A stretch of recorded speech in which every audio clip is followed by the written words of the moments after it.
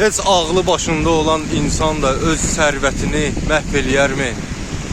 Öz milli sərvətini betonların altında gömərmi? Heç ağlı başında olan məmur öz dövlətinin mülkiyyətini işğal eləyərmi?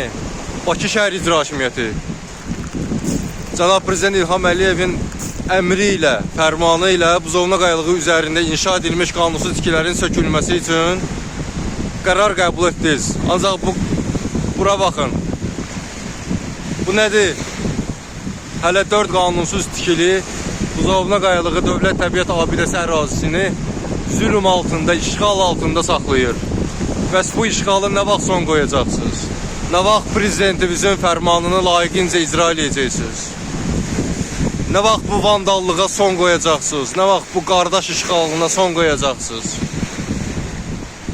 Bəs deyil bu zülüm.